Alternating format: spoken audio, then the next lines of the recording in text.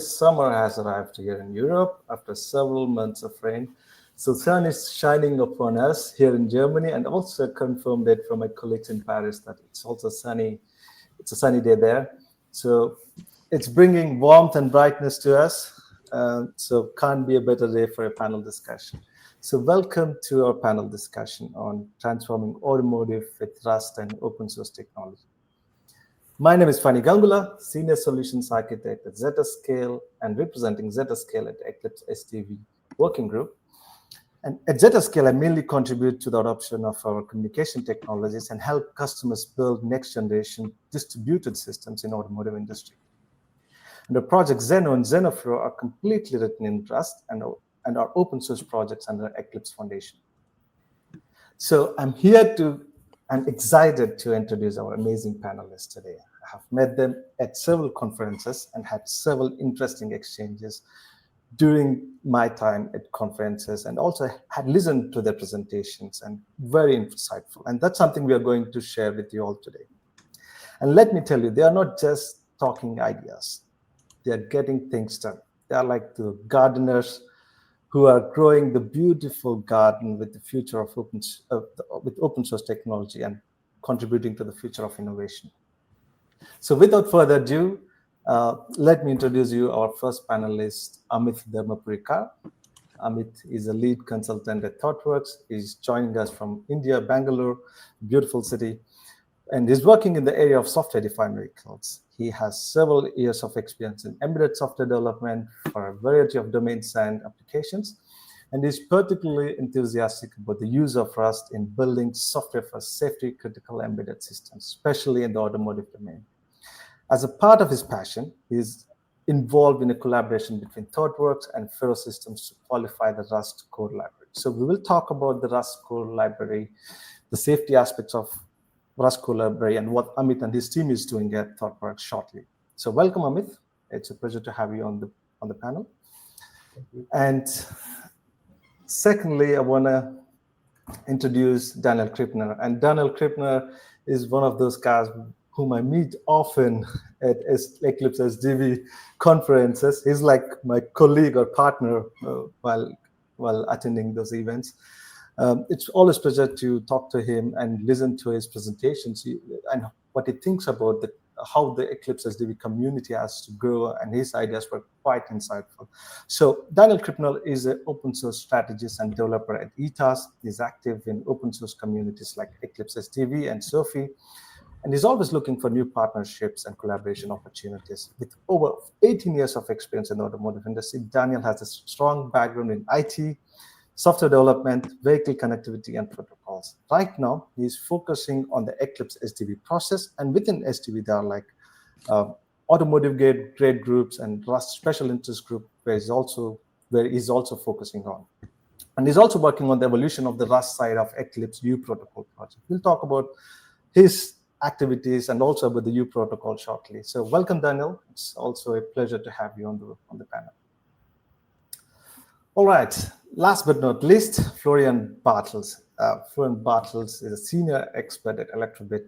Happened to meet him twice recently on Rust conference and Eclipse community days, and saw his great demos. We'll talk about his demos shortly, but he's working at Elektrobit since 2006. Yeah, I feel young when I say you're working there since 2006. He started in the navigation department as a developer and had multiple roles like architect, project manager, product owner, scrum master. And after completing a project that had functional safety requirements, he moved to user experience department, where the HMIs, the beautiful cluster GUIs, what you could see in the software-defined vehicles, right? So welcome, Florian. It's again also a pleasure to have you on as a panelist, and it's wonderful to have all of you on board and see and get your insight and share it among the community out there. So let's get started. So I want to firstly start my journey into open source and into the automotive industry. It started at ZettaScale. Before, I was mainly a consumer of open source. Yeah, at ZettaScale, we were doing open source. ZettaScale is committed to open source. We've been in open source. All of our technology which we are building are in open source. So our first open source project was in 2009, which was also a communication technology. And we are now basically bringing a technology called Zeno, which is an open source project under the Eclipse Foundation, to bridge the communication from the smallest microcontroller up to the cloud, which is completely written in Rust. So the beauty of open source is you can contribute in a way that your technology would have a widespread adoption, right? And you would have as a graduate student learning his concepts on your technology to a biggest company that is building a next generation system can also leverage on this technology. So that is a quite moving aspect for me to be part of ZettaScale and to be able to contribute into the open source. And as I said, our technologies were always used in safety critical systems. So building them as robust as possible is in our DNA. And Rust was a wise choice because of the safety aspects that it brings to the table while you build your applications. And as we put the technology in the open source, the automotive industry started picking it up. And that's where we started getting involved into automotive industry and its challenges and how we can address it through our technology. Yeah. So that's my journey into open source, automotive industry, and Rust. So I want to ask you guys, how did you get into automotive industry and your involvement with open source technologies and Rust? So let's start with Amit. Hey, thanks, everyone. Before, if I talk about my journey before getting into automotive industry, I have been an embedded software developer for a very long time. I worked in a variety of domains, starting from research instrumentation systems. I worked for semiconductor companies and IoT devices, system software for mobile operating platform systems. And at Thoughtworks, I'm part of software-defined vehicles team, and this is where I got an opportunity to understand what are the technology trends, what are the challenges in software-defined vehicles. One of the key observations we had while working on this team was the gaining popularity for Rust. How Rust is being talked more and more in automotive domains, consortia, and various partners. This also allowed me to understand how Rust can be useful for writing safety critical software, how Rust solves certain problems by default when you start adopting Rust over conventional programming languages like C and C++. And as far as open source is concerned, although I have been part of open source projects before, my recent involvement in open source is through our collaboration with Ferris Systems, where we are trying to qualify Rust core library, which is part of the standard Rust standard library for its use in automotive safety critical systems. That's about me. Thanks for the opportunity. Mm-hmm. Florian? Yeah, thank you for the nice words about me. Funny, very nice. Yeah, as you already said, I started in 2006 in the automotive industry. This was right after my university. Mm-hmm. So that's basically everything I know. Yeah, in very different departments, working on very different products. When I started at Elektrobit, we have been very closed, and when we have been using some open source projects. At the beginning, this was things like the zip compression library and very few quite low-level stuff, but not very much. And this has changed a lot in the last decade when we started to contribute to the Linux kernel, to the Linux ecosystem. We also started to write new products in Rust and open source them from the very beginning, which is for example, our Ankaios project, which is also part of Eclipse SDV, which is a automotive grade container orchestrator. So over the last few years, we have been involved more and more and more. And this helped me a lot when, and I guess we are talking about this later, when I wanted to open source my changes to the Rust toolchain and to the Rust compiler and standard library. There, this really helped a lot, that we already had a lot of experience with open sourcing stuff. Interesting. Daniel? Thank you. Hi again, second ZettaScale panel this year. Maybe we make a habit out of that. Indeed. For me, the journey to open source essentially is a coming back one at this point in time. So essentially, one of my first jobs in a software capacity was like, end of high school, beginning of university, and well, I still don't know what I'm doing, but back then I especially didn't know what I was doing at all. But one of the things that I was supposed to do were people, giving me a Red Hat installer disk. That was in the 90s, I believe, and told me, we've got this piece of software over here. We need this ported to, run on Linux. And essentially, again, I didn't really know what I was doing, but that was my first exposure and touch point, well, to Linux as a starting hook, but very quickly afterward, the open source operational model, like mindset and culture. I was like interacting again. I had no clue whatsoever, but I was interacting back then with the original author of the original RT Linux patch. And that guy, again, I had no clue about anything, but that guy was friendly and helpful. That kind of shaped me for life. And then I got into the industry. That like first job after university was in that industry. And I essentially got shell-shocked by what this industry back then and still today considers to be software engineering.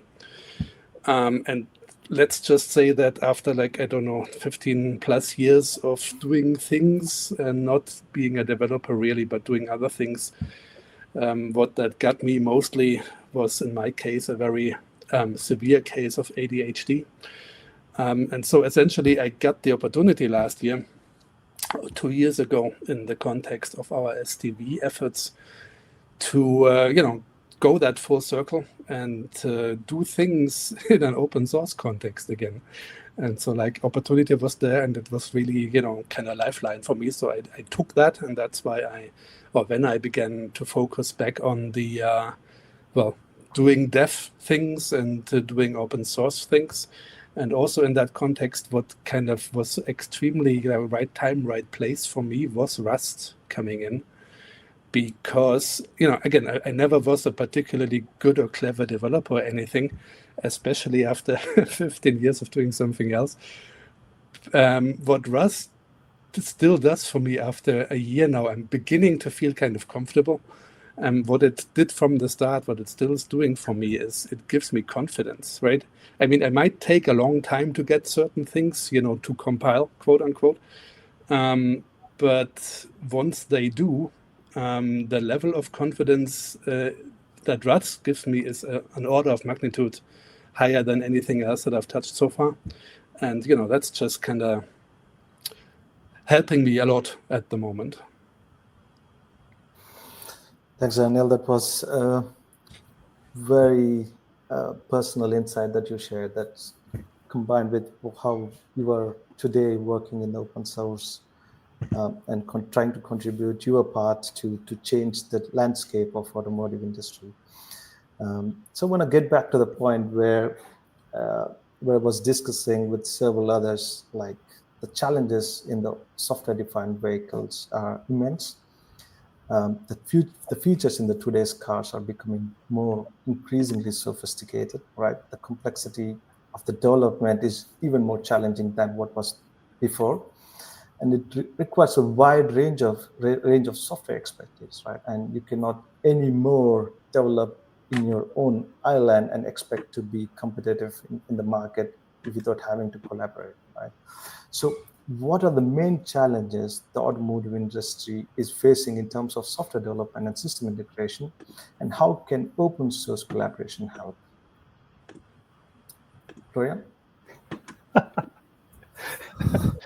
Yeah.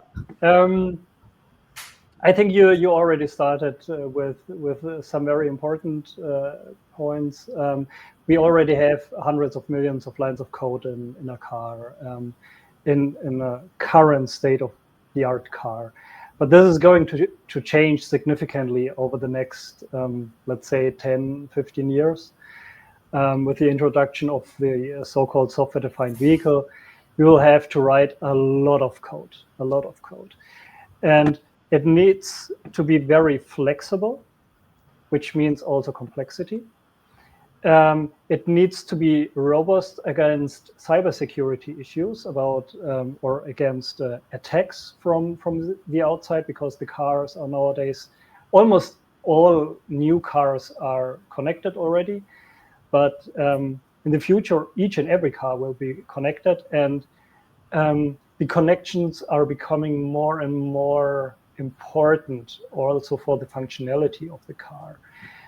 So the exposure will increase significantly.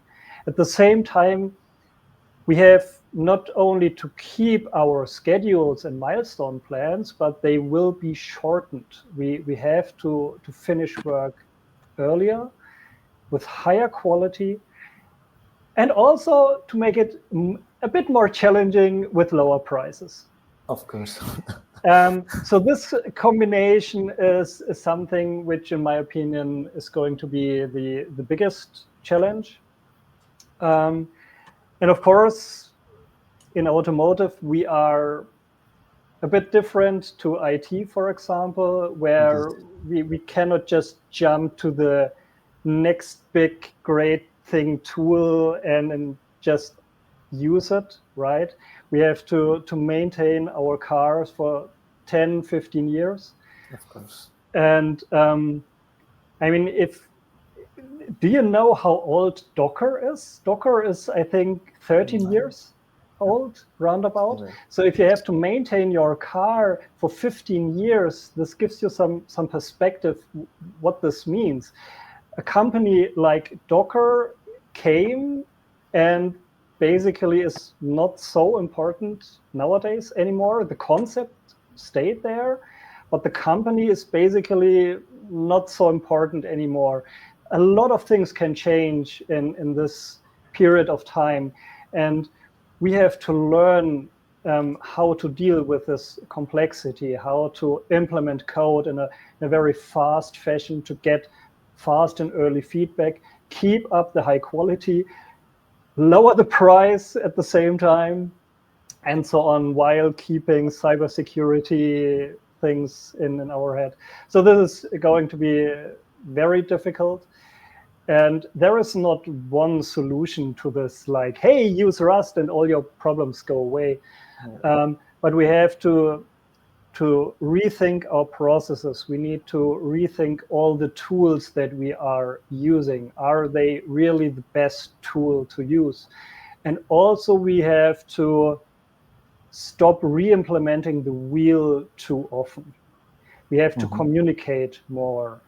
And this is where open source will help us, so that we don't have to re-implement the wheel all the time. And this is something I have seen a lot in my past. Just to give you one example, we had several products like 15 years ago. If I take the snapshot and just think about these products, each and every product had its own operating system abstraction layer. So we had one for navigation, we had one for our HMI framework, EB Guide back then. Each and every product re-implemented this whole thing again and again and again. And this was just Elektrobit, or 3Soft as we have been called back then. And I'm sure that we are not the only company like this. And every company, I mean, back then you didn't have these good standard libraries that you have today. But still, the problem is the same. We cannot afford re-implementing the same software all the time. And this can be something like container orchestration. It can be something like an IPC framework. Why do I need to re-implement this all the time? Why not use Sino, for example? And so on. So you have different choices. And what I really like, now that I have a deeper look into the Eclipse SDV group, is how we share code there and talk to each other. I can give you one more example where this talking together in Eclipse SDV should improve things in the future.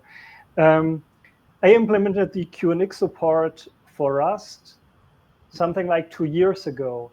And I was not the only person. There was one person at BlackBerry who was working on that. Faro Systems was working on that. And I think also 2 people from 2 different OEMs have been working on that. And back then, we didn't have the connectivity yet to talk to each other and to find out that 4 persons were working on the same thing at the same time.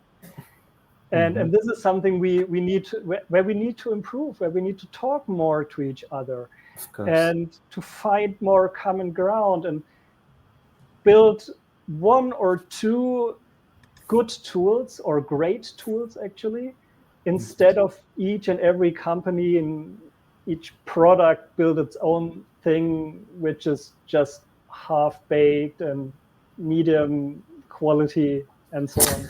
This doesn't make sense anymore. Indeed. That's the right example, the right explanation to the mess what we are going through. I think talking and collaboration could indeed solve some of the common issues what we are facing today. So with that, I want to ask Daniel the same question. Daniel, what do you think, according to you, are the challenges what automotive industry is facing today? The longer I spend in the industry, the less I know. But let's say that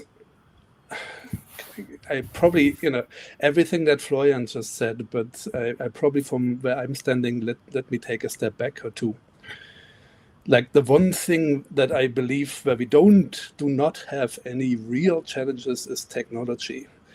So like, every conceivable technical issue that we could cook up, and we can cook up a lot of them, but there's a solution somewhere out there, probably 5 or 10 or 15. Because like Florian said, right, why stop at every department inventing their own middleware if every team can do it, right, etc.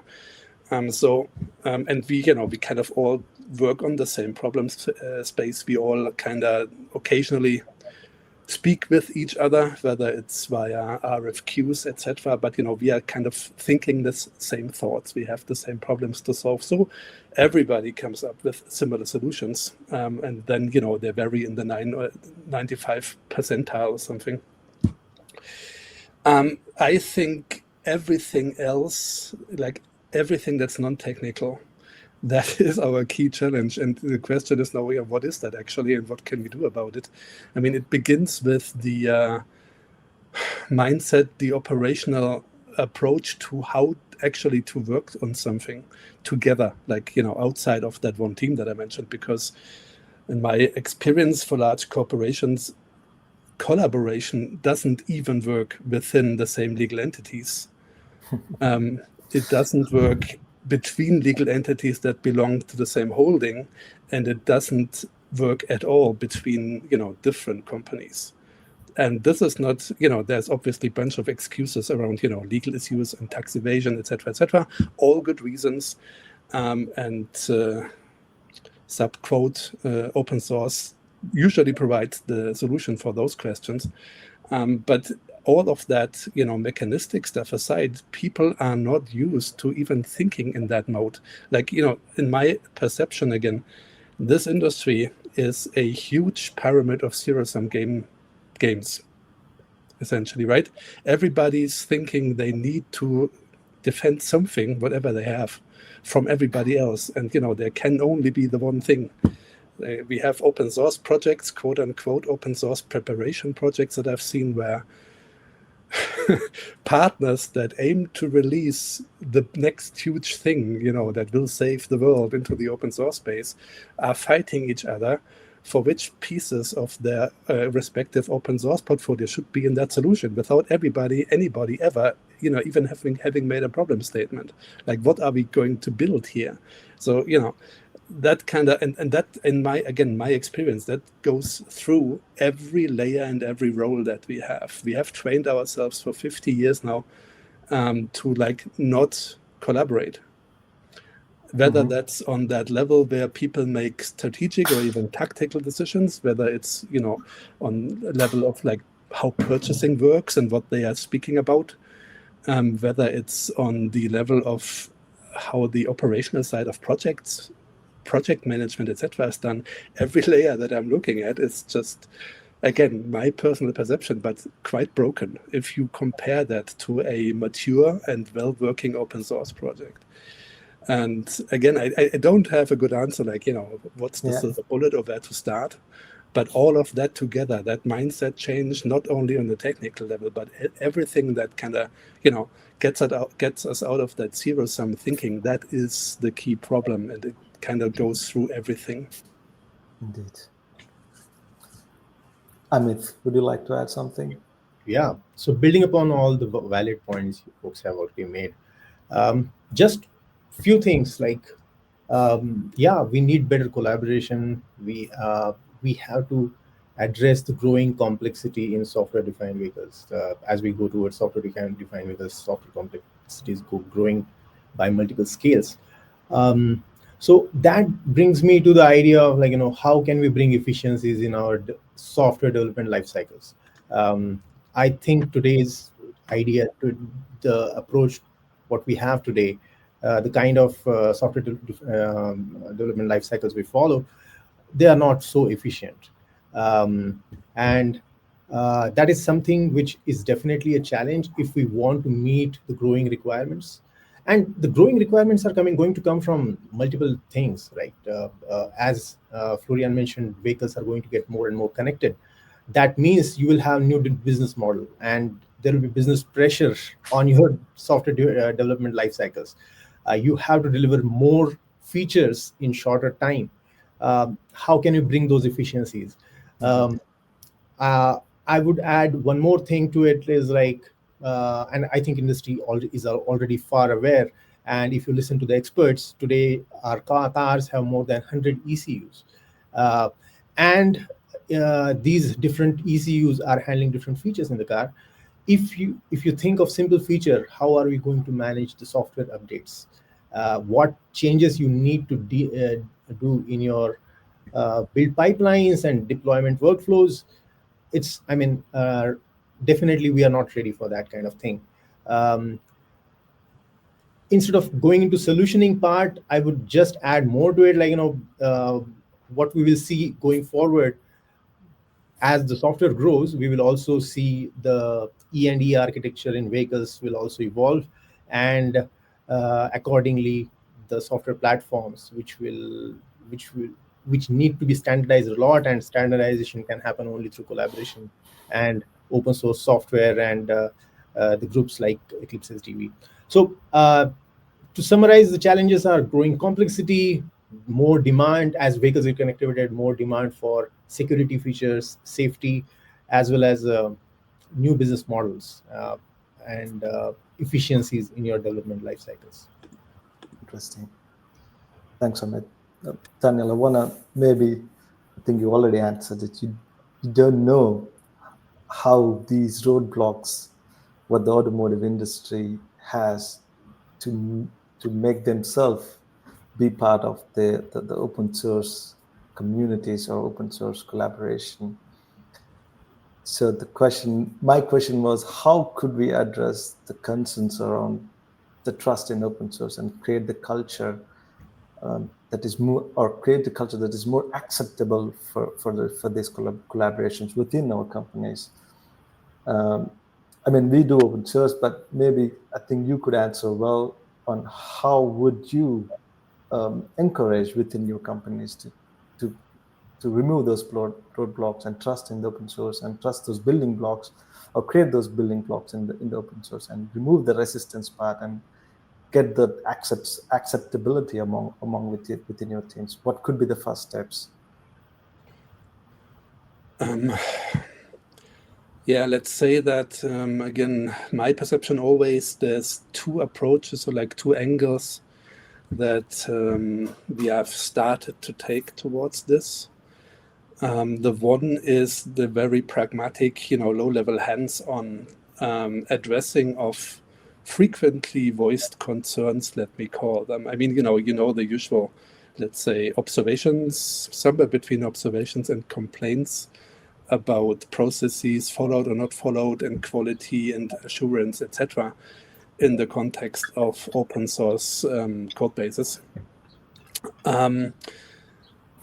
And let's not go into those details here, because that would take a week. But essentially, what we are trying to do, have started to do in the Eclipse SDV context last year, is to begin to try to find, some, let's say, a bit more formal maturity model level indicators about what the ambition and also the actual achievement level of individual projects is or might be. So essentially, this is only starting, but what we have started with is a little, let's say, batching program, where a project at this first stage, a project can get certain, let's say, visual indicators, badges, that show whether a project does provide and maintain and update certain kinds of artifacts.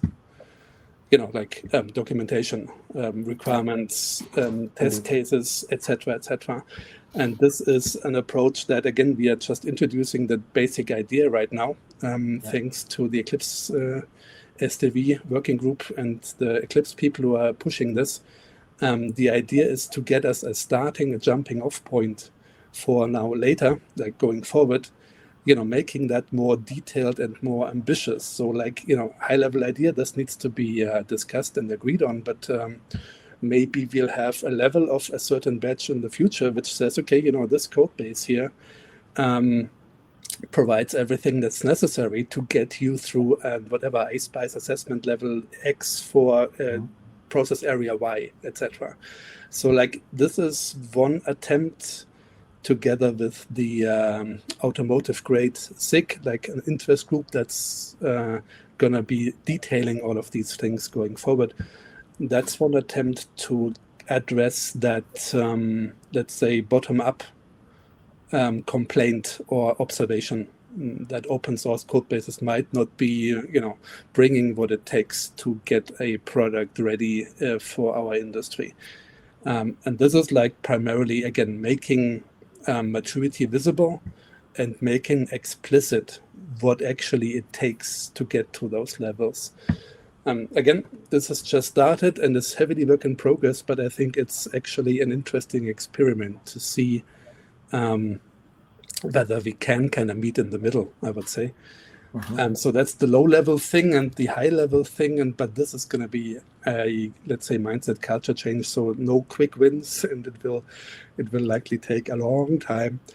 But also bottom up, from looking at who's actually at the end of the day doing the work, creating code, doing things with artifacts, like developers.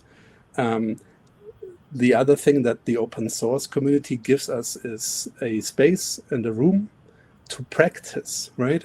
Because, to be honest, again, at least speaking from my own observation context, even if you have whatever 10, 50, 20, let's say, developers in a company like ours, there's only a small number out of that number that you can really directly put into an open source project, and they will be productive, and they will kind of be contributing in the way that's expected there. So this is not unbreakable, but it takes practice, it takes exposure, it needs a room for people to kind of get accustomed to and kind of to mirror what others are doing, etc., get into that mental space. And that's the other huge thing on a small scale, though, in my mind, that the current communities give us, right? We can begin slowly and starting with individuals, but we can start to learn how actually to work with other people. Indeed. That's a great answer. Florian, you want to add anything to that? Basically, only the we need to talk about that, what we are Indeed. doing, about our successes, maybe also about the challenges. How did we work with these? Talking about them and letting people know about what we are doing. Indeed. So that they are not being afraid about open sourcing something. So that people know that it's actually normal to do that. Of course. So, absolutely. Daniel, I want to ask you to explain to the audience on how the Eclipse SDV community is playing a role in fostering innovation and addressing the pain point what we have discovered just during our discussion. And how it's kind of fueling the automotive software development from the open source. Some examples that you could already give, because the SDV community is already, the working group is there since already 2 years. We are actively engaging there. What do you think has so far improved, and what you want to see in coming days? Yeah, okay. I'll probably tie this back to the previous comment that I made, expanding it to 3 levels overall. So, and everything I say here, huge kudos to the Eclipse team that are, without them, we wouldn't be anywhere at all. Of course. Sarah and Dana and everybody else there, they are brilliant. So like one of the things that has been starting again is that software quality maturity model program. And let's just say that recent Continental initiative, we are now going to step on the gas a little bit, let's say, by calling it the Automotive software quality grade, automotive grade software special interest group. But essentially that is going to be the larger, more ambitious continuation of that initial batching program. So, we go where I tried to hint at earlier, what's going to be the next steps, what's going to be the next quality refinements that we make to that program. That's going to be a big part of it. We also have now, starting in a few weeks, a Rust special interest group, which is going to look into, let's say, writing down, defining, coming up with best practices and recommendations on top of what Rust already brings to how do you want or not want to use certain features in this language, certain capabilities of the language to build automotive style software. Let's see what we come up with, but that is going to be very interesting and a lot of expertise there. So that's like the mechanistic side, the operational side, 2 examples. And all of that, again, is starting right now. Anyone who's interested, please join. We do have 2, maybe even more, but let me pick out 2 projects where really cross-company collaboration is happening. And again, huge kudos to the initiators of those projects. One of those is the Open DUT project. They are building management infrastructure for distributed test rigs. Geographically distributed essentially. And this has started out already as a collaboration between at least 3 different companies, which is huge. And it's alive and kicking. It's going, there's things going on there. So, that thing is good. And the other hugely interesting project, especially for me, disclaimer, I'm a contributor there working on that, is the U Protocol project, which aims to build the service mesh, the middleware that essentially supposed to cover everything above the low ECU, embedded signal level, everything above that, tying that together and decoupling from the, implementations and the tech stacks that are hip this year, maybe not next year. that's supposed to be the uProtocol service mesh. And this also is extremely lively. And there's a bunch of different companies working on, on that goal together. So we do have at least those two, probably a couple more cross-company projects, not just one company code dump, but Indeed. Those are extremely interesting, as I mentioned earlier, for, giving people the opportunity to kind of get into that mindset and space, like how does working in an open source context actually, how does that look like? Where can I, find other people and role models to copy, let's say. And the third thing, just to wrap this up, and I think that's like, another huge part of the chain, and it's just also only beginning. There's a lot of work that needs to go into this. But what the Eclipse working group did 2 times now, last year, this year, was something that they call the Management Summit, where essentially the agenda, and the talks, the presentations, the discussions offered are geared towards, giving middle higher management a forum to get their head around what we are trying to do here. Like what I said earlier, right? Mindset change. What's that open source thing actually? How is that supposed to work? How did it work? How did other people make it work for them in other industries, etc.? We did have an extremely interesting speaker this year, Sarah Novotny, which was huge. She's Mrs. CNCF. So this is the third pillar, let's say, that the Eclipse Foundation is trying to put up here. And again, this is not going to be quick battles. We are going to be in this for the long run. But that's the 3 attempts that we are making to affect that change. But, I always love the uProtocol meetings to take part in that, and you see the companies from different places joining there, even from South Korea and so on and so forth. Very interesting project, and it's also fascinating to work with the GM team, where, as you know, Zeno is being integrated as a transport layer within the protocol. And we are also talking to OpenDut colleagues to see how we can collaborate and see how they can interconnect their test rigs using Zeno. And we also brought ZenoFlow right into the SDV projects and trying to fit in a collaboration aspect and give a use case to that so that it can be used and leveraged upon to build some cool use cases. So yeah, indeed, right. It's already doing nice progress, in my opinion, and there is more to come, as you explained. The Automotive Grade Group, RustSig are going to give those aspects to that. So Florian, you want to add anything to that quickly? No? Perfect. So moving on.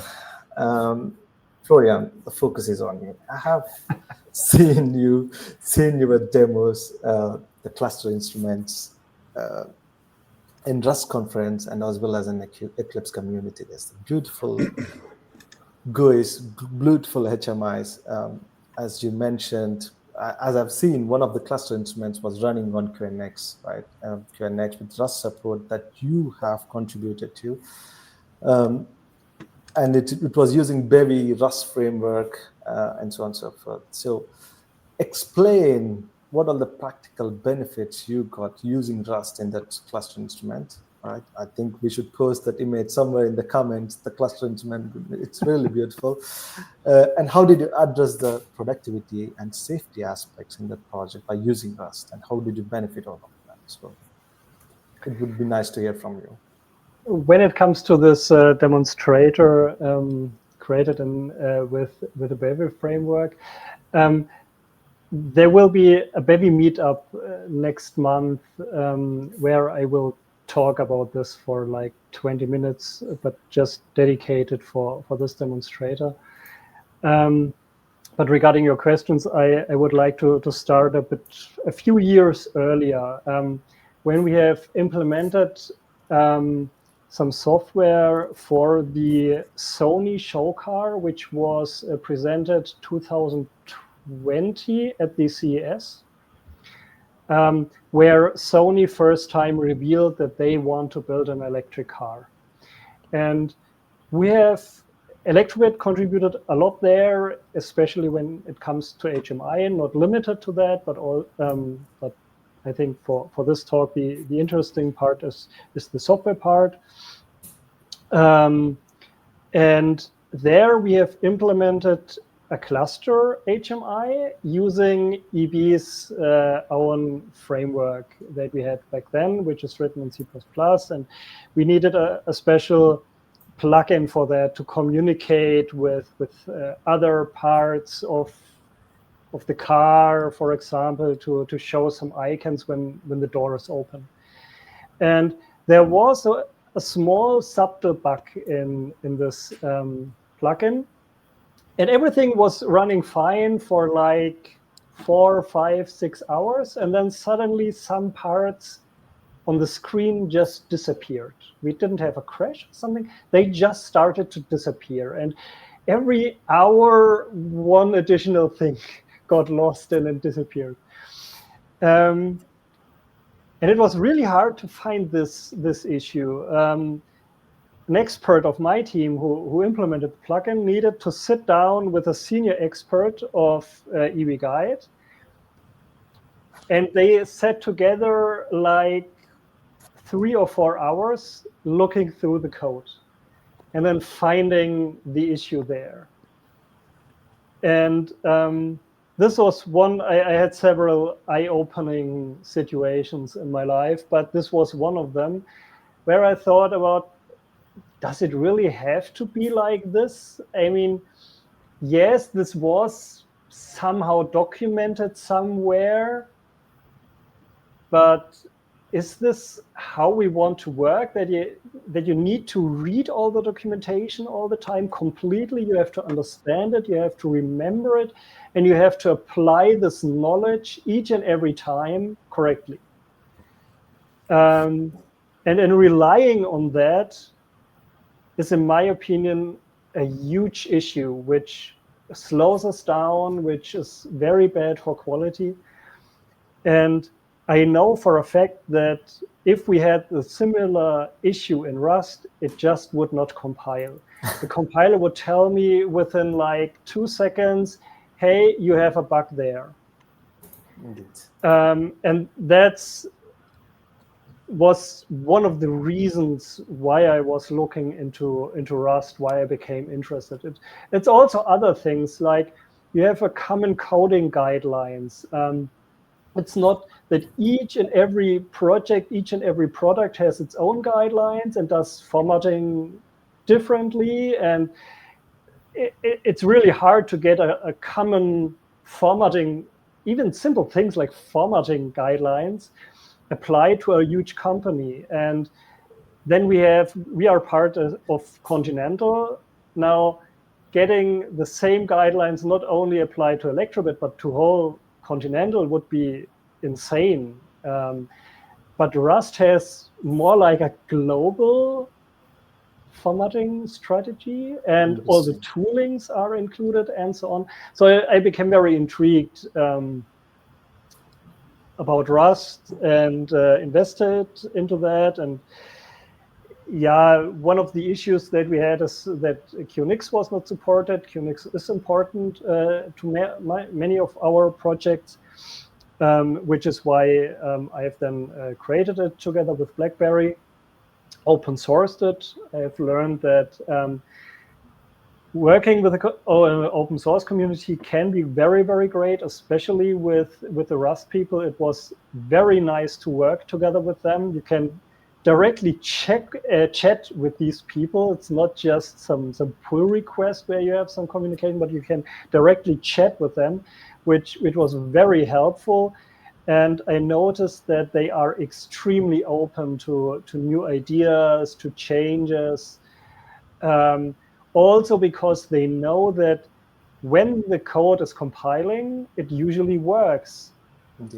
There are so many things that you don't have to check for, like lifetime issues or use after free or out of bound issues, that they could rely on the compiler that all of these things are fine, and they could just review the the big concepts, how I have implemented code.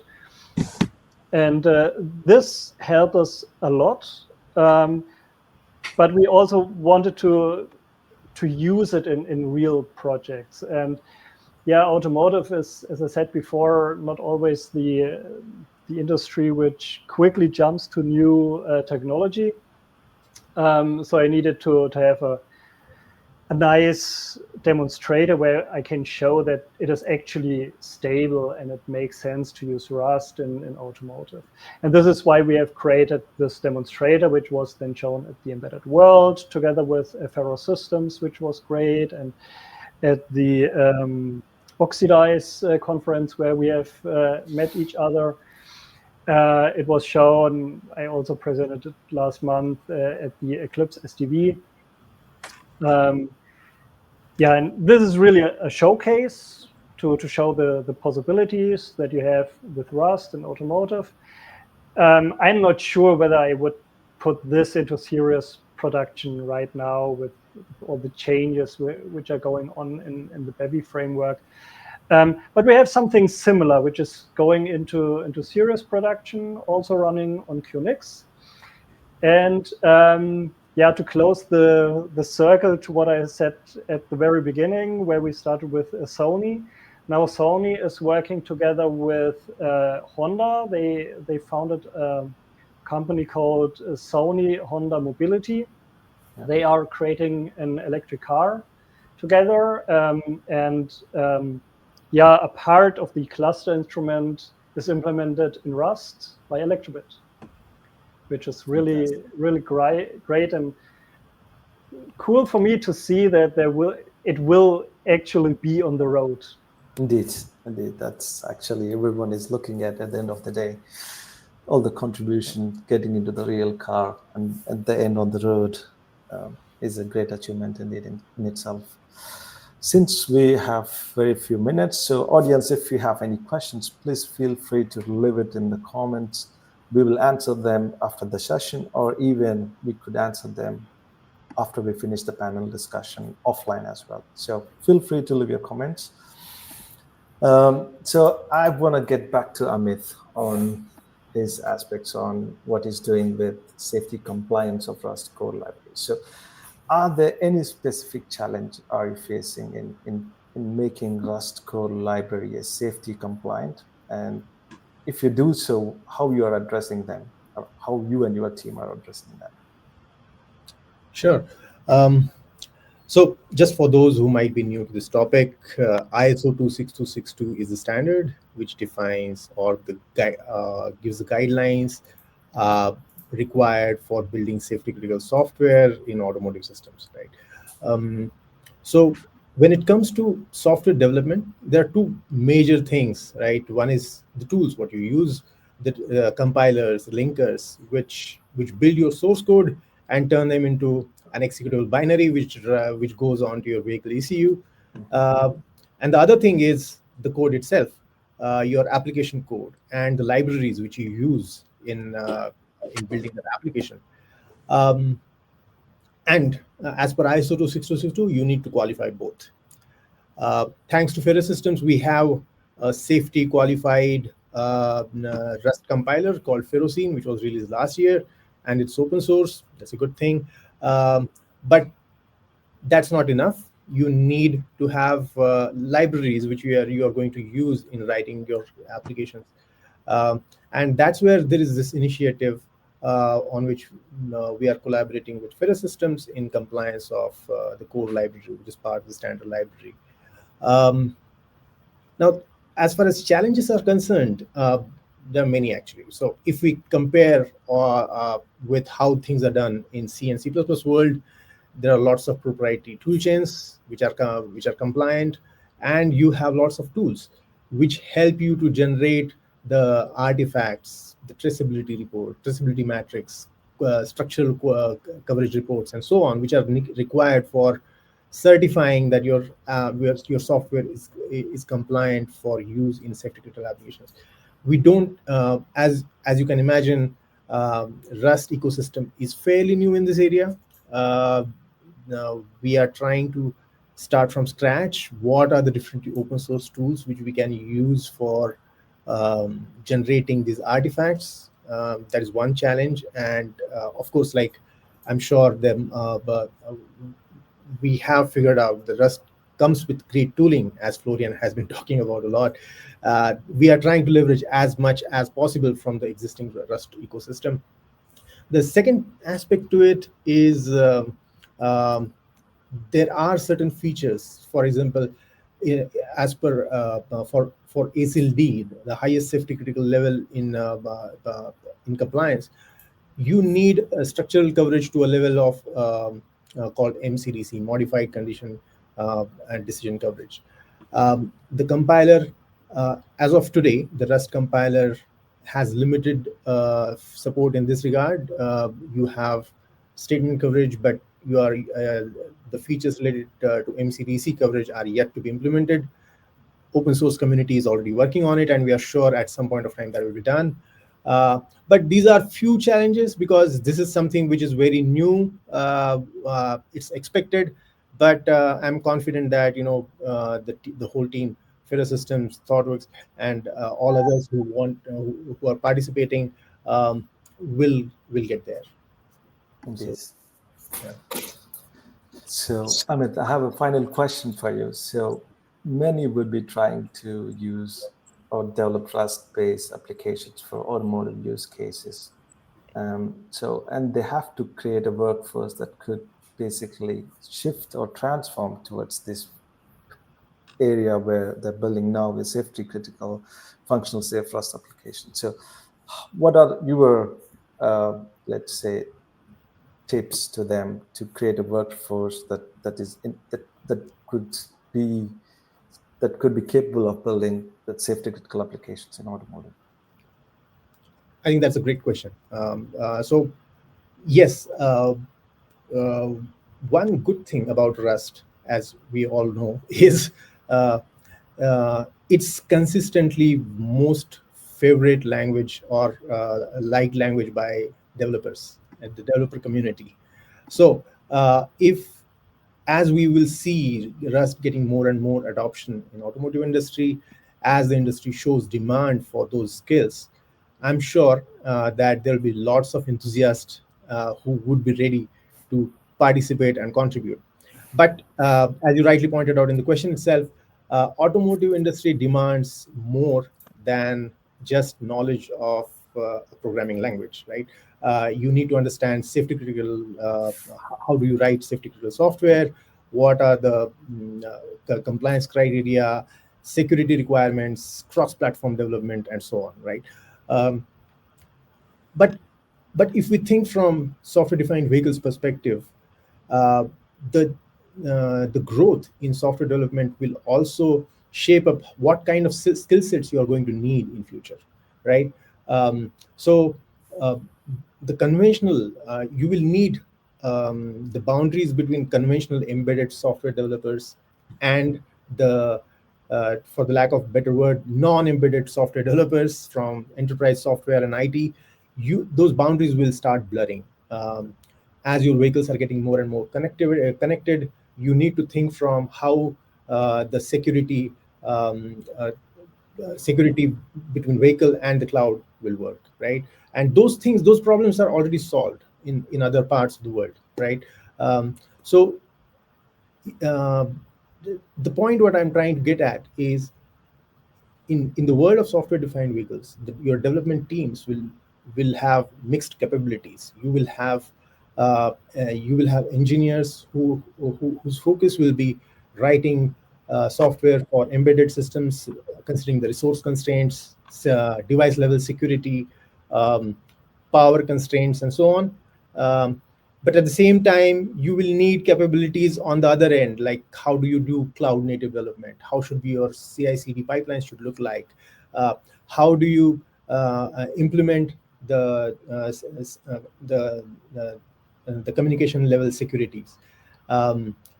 The HMI part, how can you enhance in-vehicle experience? Lots of skill sets coming from the mobile world can be leveraged.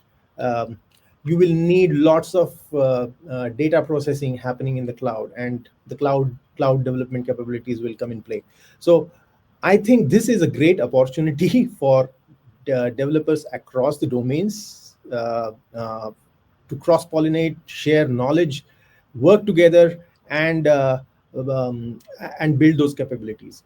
So, and I'm sure, like, several companies who are conventionally, like Thoughtworks, conventionally from purely software development domains, they will also play a role in order to fill this gap, Indeed. and uh, provide those capabilities for this growth in software-defined vehicles. Thanks, Amit. That's a great elaborate answer. So I think we're almost close to them. So I want to have final thoughts from all of you. How do you see Rust and open source methodologies transforming the automotive industry in the next 5 years, particularly addressing the pain points what we have discussed? So Florian.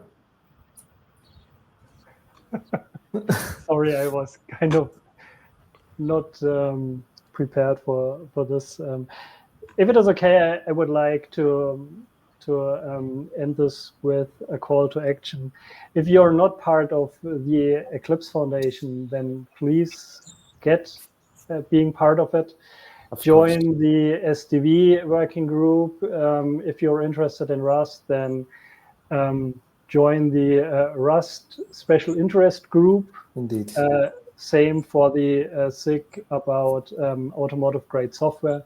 Join these groups, work together to make the world a better place. Fantastic. Daniel. Yeah, same. Join us if you have any interest in these topics. And also what Amit just said, I do believe that Rust and the tools, Ferrocene, and the work that's going on about the core library, etc., I do believe that this tech stack is the first in like dozens of years that has the potential to become the new go-to for safety relevant systems, the first real contender. And I do believe that I want to live in a world where 20 years from now, it is gross negligence to write a new project code base in C, to be honest, because it just shouldn't be done. Great. Amit. Yeah, all agree with all the points, and I think that's where we are going. Rust will become a go-to programming language for future software development, built-in safety. We will start thinking from thinking towards security and safety in more cautious way because of Rust. Rust has those built-in. The compiler itself is so